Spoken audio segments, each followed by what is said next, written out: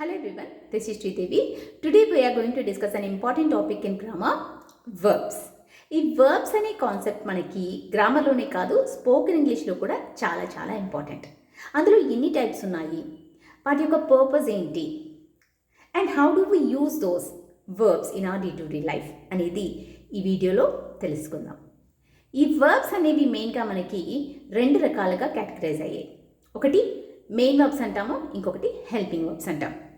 Main verbs again మనకి action verbs అంటాము, స్టేటివ్ verbs అంటాము, రెగ్యులర్ అంటాము, ట్రాన్సిటివ్ ఇంట్రాన్సిటివ్ అంటాము, and finite non finite verbs అంటాము. ఇవన్నీ ఒక్కొక్కటిగా బ్రీఫ్గా తెలుసుకుందాం. First action verbs. Action verbs అంటే మనం ఫిజికల్గా చేసే పనులు. ఇది చాలామందికి ఐడియా ఉండే ఉంటుంది.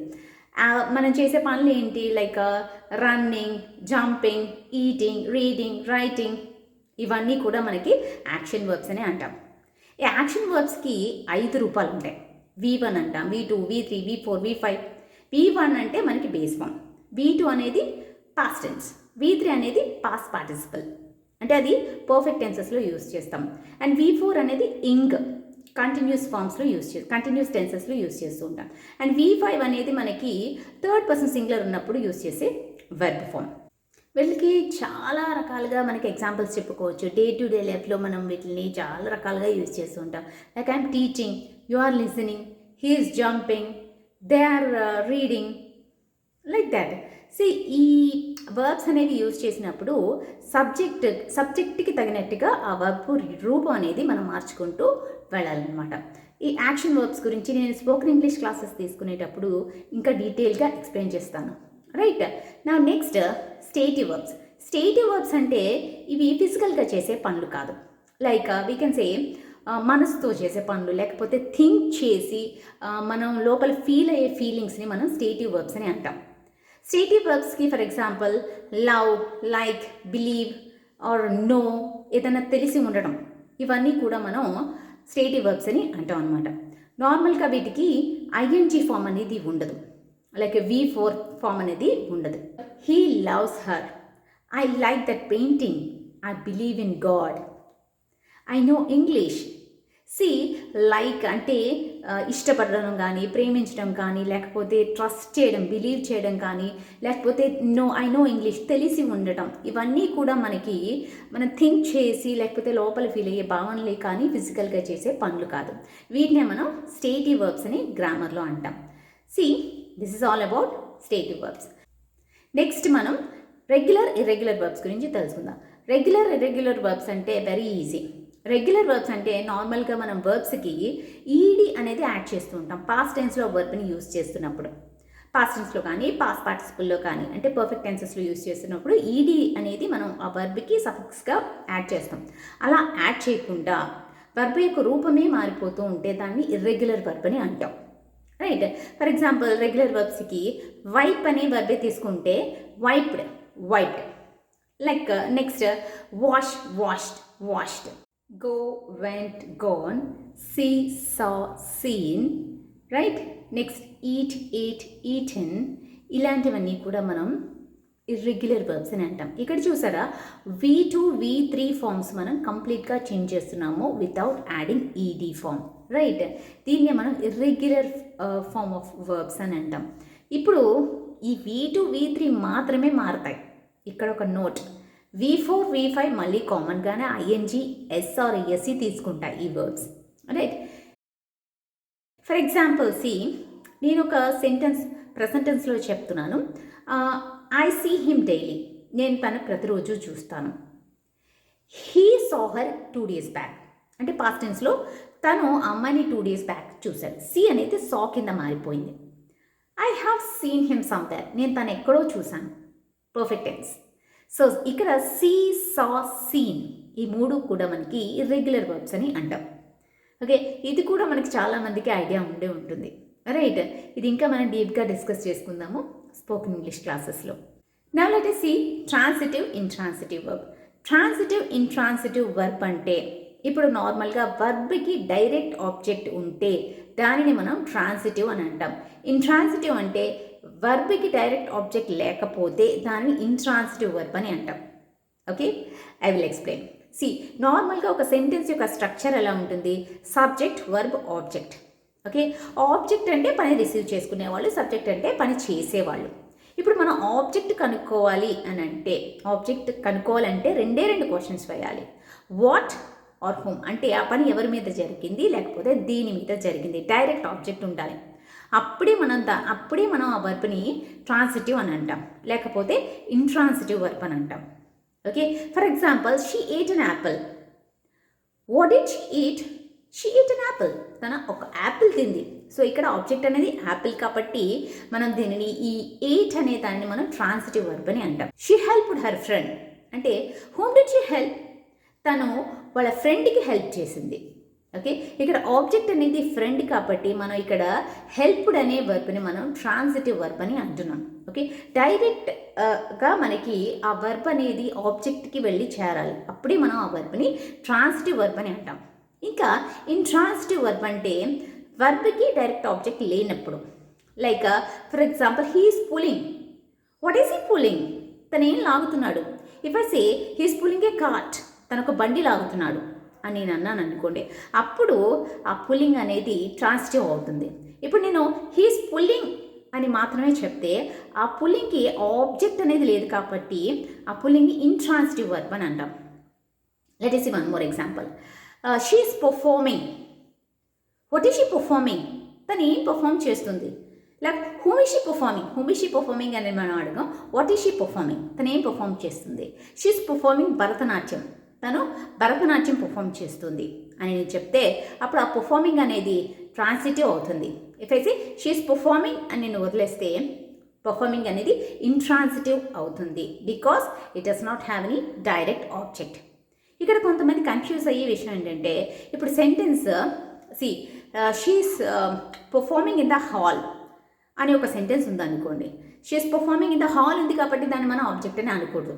పని జరిగే చోటుని మనం ఆబ్జెక్ట్ అని చెప్పకూడదు. రెండు క్వశ్చన్స్, వాట్ ఆర్ హూమ్, ఎవరికి లేకపోతే దేనికి, అంతే. ఈ రెండు క్వశ్చన్సే అడగాలి ఆబ్జెక్ట్ని కనుక్కోవాలంటే. ఓకేనా?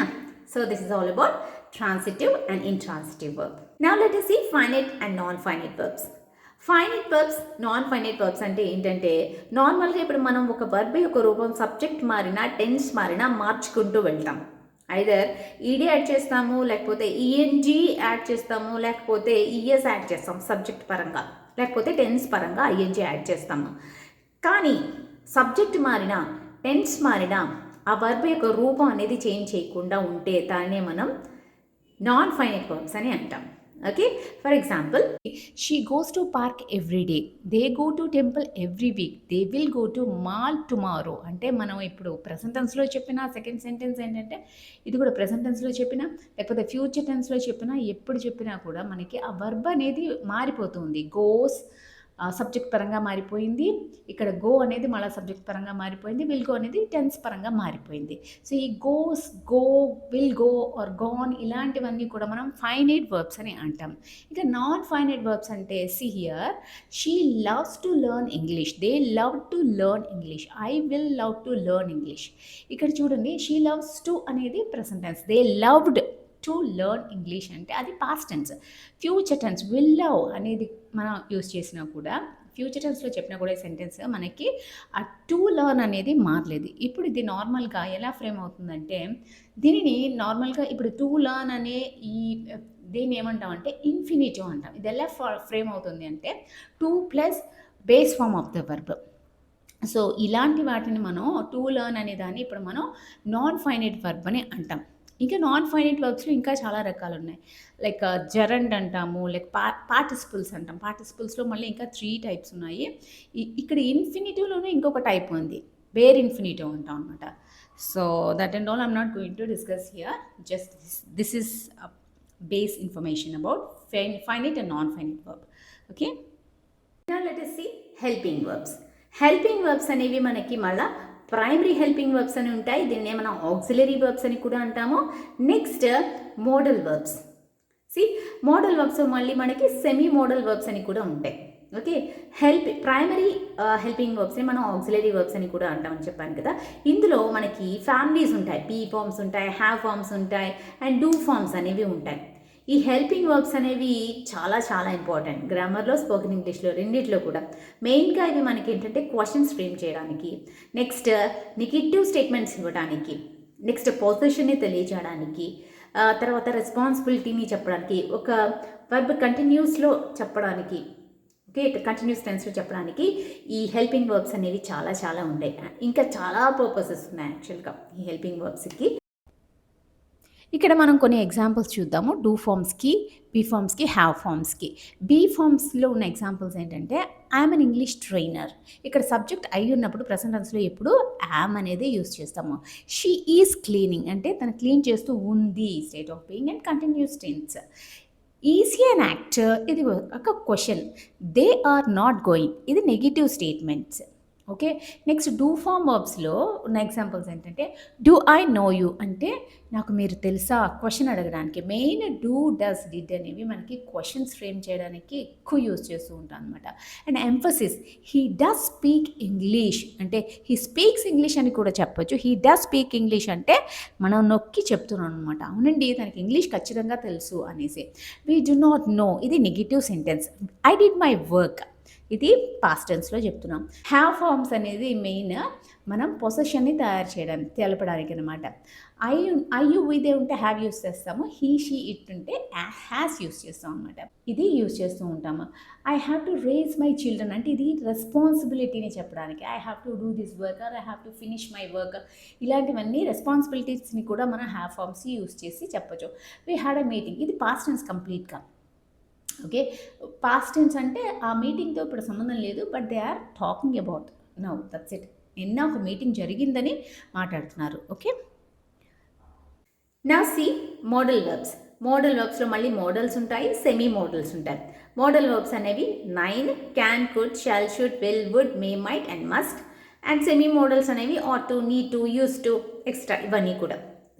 ఈ మోడల్ వర్బ్స్ అనేవి మనము ఎబిలిటీ అంటే సామర్థ్యాన్ని తెలియజేసేటప్పుడు, పర్మిషన్ అడిగేటప్పుడు, పాసిబిలిటీ అంటే ఏదైనా జరగడానికి అవకాశం ఉంది అలాంటప్పుడు, నెక్స్ట్ ఏంటంటే మన యొక్క ఆబ్లిగేషన్, బాధ్యత, ఇలాంటి సందర్భాల్లో పల సందర్భాల్లో ఈ మోడల్ వర్బ్స్ అనేవి మనం యూజ్ చేస్తూ ఉంటాం అనమాట. Let us see one by one. మనం ఇప్పుడు పేర్స్ కింద చూద్దాం. Can, could first.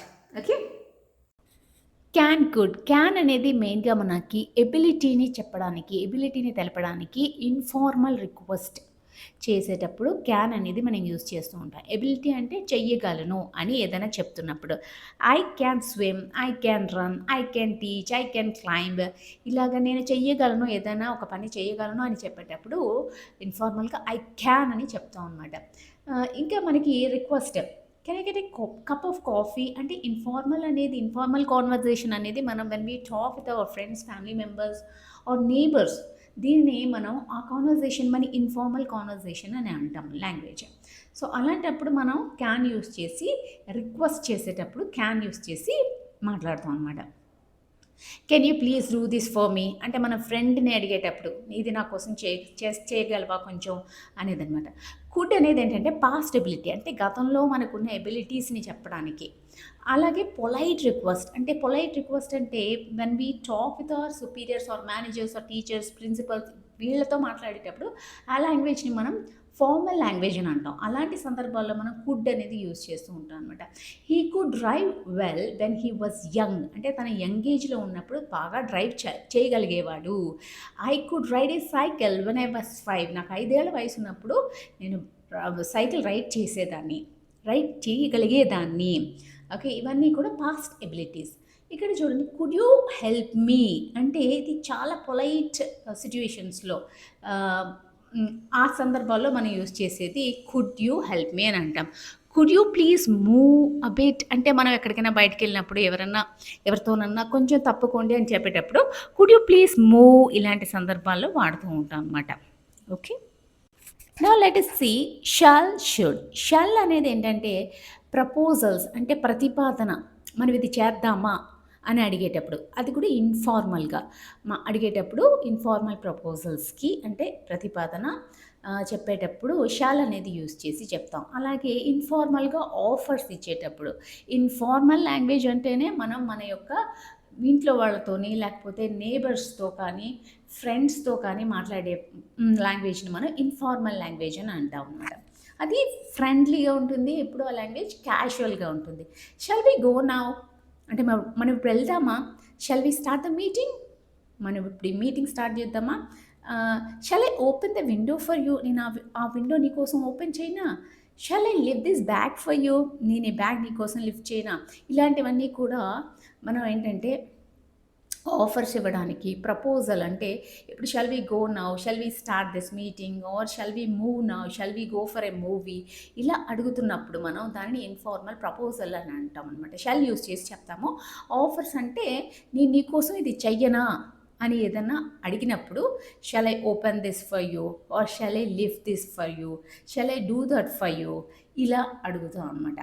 Next should అనేది ఏంటంటే అడ్వైస్ ఇచ్చేటప్పుడు షుడ్ యొక్క మెయిన్ ఉద్దేశం ఏంటంటే అడ్వైజెస్ ఇచ్చేటప్పుడు మనం యూస్ చేస్తూ ఉంటాం అనమాట. అలాగే ఫ్యూచర్ యాక్షన్స్ గురించి చెప్పేటప్పుడు కూడా మనం ఎవరికైనా ఫ్రెండ్స్కి మనకి సలహా ఇచ్చేటప్పుడు you should exercise daily to lose fat, కొంచెం సన్నబడాలి అని అంటే నువ్వు డైలీ ఎక్సర్సైజ్ చెయ్యాలి అని చెప్తూ ఉంటాం కదా. అలాగే మన పిల్లలతో మాట్లాడేటప్పుడు you should study for your exam to get good marks, మంచి మార్క్స్ రావాలంటే నువ్వు స్టడీ చేసుకోవాలి బాబు అని చెప్తూ ఉంటాం కదా. సో అలాంటివనేవి ఇన్ఫార్మల్ అడ్వైసెస్ ఇచ్చినప్పుడు షుడ్ అనేది యూస్ చేసి చెప్తాం. అలాగే future actions I will call you tomorrow అని కూడా మనం అనొచ్చు. I shall call you tomorrow అని అంటే అది మోర్ ఫార్మల్గా ఉంటుంది. Okay, so this is all about shall and should. Let us see may might అనేది ఏంటంటే హై పాసిబిలిటీ, ఏదైనా ఒక విషయం జరగడానికి మనకి హై ఛాన్సెస్ ఉన్నప్పుడు, అలాగే మనం పర్మిషన్ అడుగుతున్నప్పుడు ఈ may I come in, permission make use చేస్తామని మనకి చిన్నప్పటి నుంచి తెలుసు. May I come in, may I go there, may I sit there, may I drink this, may I take this అని మనం అడిగేటప్పుడు, ఈ పర్మిషన్ అడిగేటప్పుడు మే యూస్ చేస్తాము. అలాగే ఇప్పుడు చూడండి కింద sentence, she may call you అంటే మీకు ఆల్రెడీ సిచ్యువేషన్ గురించి తెలుసు, ఆ అమ్మాయి కాల్ చేయడానికి మనకి ఎక్కువ ఆస్కారం ఉంది. అప్పుడు మనం ఏం చెప్తామంటే షీ మే కాల్ యూ, ఖచ్చితంగా తను కాల్ చేయొచ్చు.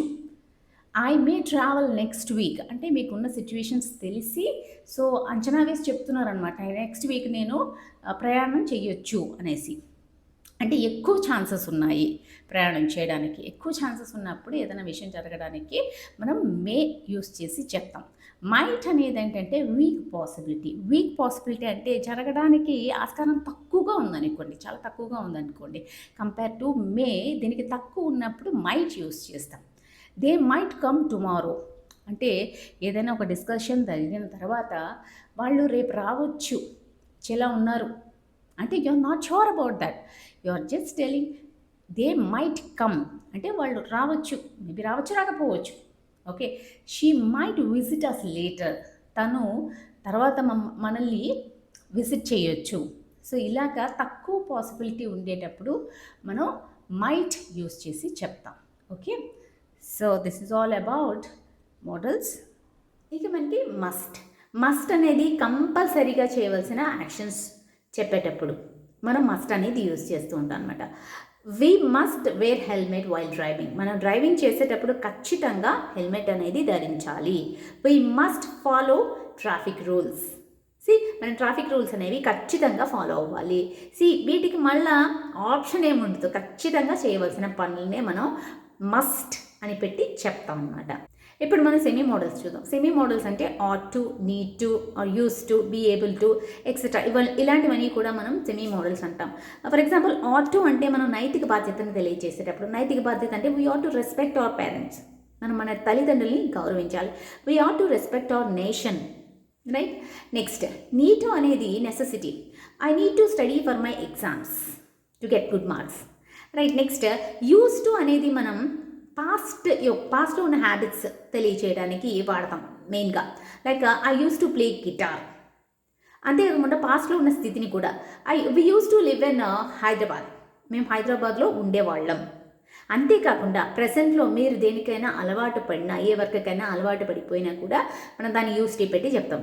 For example I'm use to that work, like for example మీరు ఏదైనా కంపెనీలో జాయిన్ అయ్యి స్టార్టింగ్లో కొంచెం అది కష్టంగా ఉంది, ఆ తర్వాత మీకు అలవాటైపోయింది అనుకోండి, ఐఎమ్ యూస్ టు ఇట్ నా, like that you can say. Next be able to అనేది ఇది ఎబిలిటీని, I'm able to speak English, right. Be able to అన్నా క్యాన్ అన్నా కూడా రెండు కూడా సామర్థ్యాన్ని తెలియజేయడానికే యూజ్ చేస్తాము. కాకపోతే క్యాన్ అనేది మనం ప్రెసెంట్ టెన్స్లోనే యూజ్ చేస్తాం, రైట్. బీ ఏబుల్ టు అనేది మనం ఆల్ టెన్సెస్లో యూజ్ చేయొచ్చు. Okay, I'm able to speak English, I was able to speak English, I will be able to speak English. ఏ టెన్స్లో అన్నా మనం బీ ఏబుల్ టు అనేది సామర్థ్యాన్ని తెలియజేయడానికి యూజ్ చేయొచ్చు. So this is all about verbs, helping verbs, right? Main verbs and helping verbs. So I hope you like this video, and now my next video will be on adverbs. Okay, if you like this content, please like this video and share it with your friends. I'll meet you all in my next video. Thank you.